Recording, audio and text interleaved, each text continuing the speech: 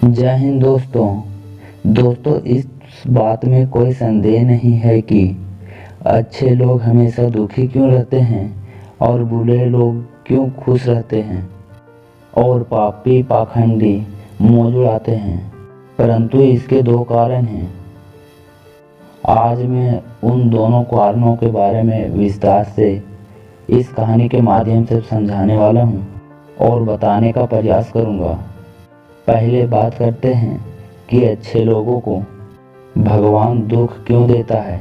तो आइए इस मामूली कहानी के द्वारा आपको समझाते हैं। एक बार की बात है, किसी नगर में अपनी छोटी छोटी 3 बच्चियों के साथ एक विधवा रहा करती थी। जवानी में उसके पति गुजर गए।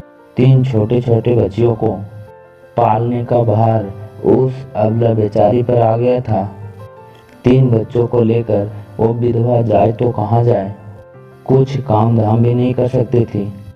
ऊपर से समाज की उल्टी सीधी बातें सुननी पड़ती थी और उसे कुछ नहीं करने देती थी। बेबस लाचार उस महिला का कोई सहारा नहीं था। वो अपने पति को याद कर करके उन बच्चियों को जैसे तैसे पाल रही थी। पति के गम में बीमार पड़ गई। ऊपर से उन बच्चियों की चिंता थी कि क्या होगा, कैसे इनका पालन पोषण होगा। इन्हीं बातों को सोच सोच कर एक दिन उसकी तबीयत बिगड़ गई। उसका अंत समय निकट आ गया था। धर्मराज का एक दूत उस विधवा स्त्री का प्राण हरने के लिए पृथ्वी पर आया। वो इस स्त्री का प्राण ले जाना चाहता था, परंतु वहाँ का नज़ारा देखकर वो खुद दुविधा में पड़ गया।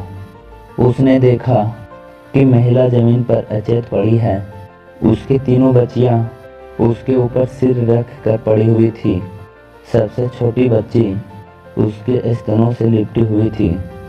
यह करुणामयी दृश्य देखकर देवदूत के हृदय में दया आ गई। उसे उन बच्चियों को दशा नहीं देखी गई। एक बच्ची रो रो कर अपनी माँ को जगा रही थी। दूसरी बच्ची रोते रोते अपने माँ के ऊपर सर रखकर ही सो गई थी। देवदूत ने सोचा, इन बच्चियों का पिता पहले ही मर चुका है। अब अगर मैं इन स्त्री को प्राण लेकर गया तो ये बच्चियां किसके सहारे रहेंगी? कौन इन्हें संभालेगा? कौन इनका पालन पोषण करेगा?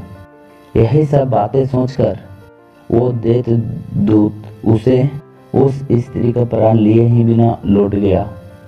धर्मराज ने पूछा कि तुम खाली हाथ क्यों आ गए? तुम तो उस विधवा स्त्री के प्राण लेने गए थे।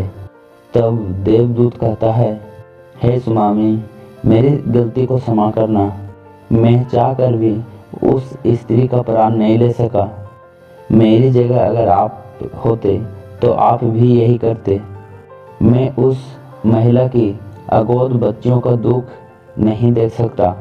जब मैं उसके प्राण लेने गया तो मैंने देखा कि उसके 3 छोटी छोटी बच्चियां उसके ऊपर पड़ी बिलख रही थी। उसे वहाँ कोई देखने वाला भी नहीं था। यदि ऐसे में मैं उस महिला को मैं ले आता तो उन बच्चियों को कौन देखता? कौन उन्हें पालता पोसता?